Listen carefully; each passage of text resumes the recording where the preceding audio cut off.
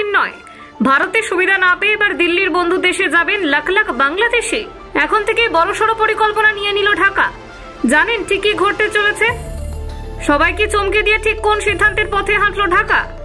এমনকি বাংলাদেশের এই সিদ্ধান্তে ভারতও অবাক। দেখুন, সবার চোখের আড়ালে চুপি চুপি কোন খেলা খেলে দিল বাংলাদেশ। ইউনূস সরকার আসার পরে বাংলাদেশের সঙ্গে ভারতের সম্পর্ক প্রভাবিত হয়েছে। বিভিন্ন সময়ে দুই দেশের মধ্যে যাতায়াত সীমিত, ভিসা দেওয়াও হচ্ছে সীমিত ব্যক্তিদের। ভারতে বহু বাংলাদেশি কর্মসূত্রে আসতেন। সুবিধা না পেয়ে এবার বাংলাদেশিদের কাজের জন্য অন্য দেশের সঙ্গে চুক্তি করছে বাংলাদেশের ইউনূস সরকার। প্রতি বছর 1 লাখ কর্মী বাংলাদেশ থেকে জাপানে যাবেন বলে জানিয়েছেন বাংলাদেশের প্রধান উপদেষ্টার প্রেস সচিব। সম্প্রতি জাপানে গিয়েছিলেন বাংলাদেশের প্রধান উপদেষ্টা মোহাম্মদ ইউনূস। সেখানেই তিনি একাধিক চুক্তি করেন। প্রসঙ্গত, বাংলাদেশ পাকিস্তান এবং চীনের সঙ্গে ঘনিষ্ঠতা বাড়িয়েছে সম্প্রতি। এই দুই দেশের সঙ্গে দিল্লির সম্পর্ক ভালো না হলেও জাপানের সঙ্গে সম্পর্ক ভালো দিল্লির। বাংলাদেশের সঙ্গে জাপানের ঘনিষ্ঠতা ভারতের সঙ্গে সম্পর্ককে প্রভাব ফেলে কিনা সেটাই দেখার।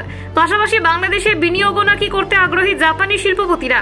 এই প্রসঙ্গে বাংলাদেশের প্রধান উপদেষ্টার প্রেস সচিব বলেন, জাপান সফরের মধ্য দিয়ে বাংলাদেশে বিদেশি বিনিয়োগ বাড়ার পাশাপাশি প্রবাসী কর্মী পাঠানোর পথ প্রশস্ত হবে।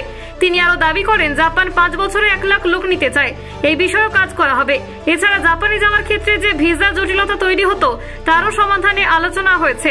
প্রসঙ্গত উল্লেখ্য, ভারতের উত্তর পূর্ব অংশ ল্যান্ডলকড বা স্থলবেষ্টিত, আর ঢাকাই হলো এই অঞ্চলের জন্য সমুদ্রের একমাত্র অভিভাবক। সম্প্রতি চীনে গিয়ে এমনটাই বলেছেন বাংলাদেশের অন্তর্বর্তী সরকারের উপদেষ্টা মোহাম্মদ ইউনূস। আসলে ইউনূসের জানা নেই যে বাংলাদেশকে এড়িয়ে উত্তর পূর্বে যাওয়ার পথ প্রায় তৈরি হয়ে এসেছে ভারতের। ঢাকার ওপর কোনো ভরসা না করে ভারতের যে কোনো জায়গা থেকে পৌঁছে যাওয়া যাবে মেঘালয় বা মিজোরামে।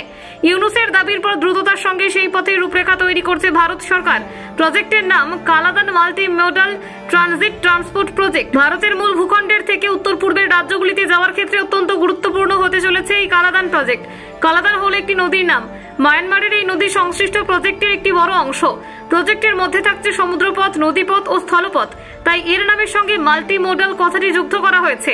এই পথে কলকাতা থেকে মায়ানমার হয়ে মিজোরাম পৌঁছে যাওয়া যাবে। এই প্রজেক্ট সম্পূর্ণ হলে ভাইজ্যাগ ও কলকাতা বন্দর থেকে সহজেই পণ্য পৌঁছে যাবে উত্তর পূর্বে। এক্ষেত্রে বাংলাদেশের উপর ভরসা করতেও হবে না। পাশাপাশি উত্তর পূর্বের সঙ্গে দূরত্ব কমবে অনেকটাই। পশ্চিমবঙ্গের উত্তর দিকের এই অংশ দিয়ে মূলত পণ্য পরিবহন করা হয়।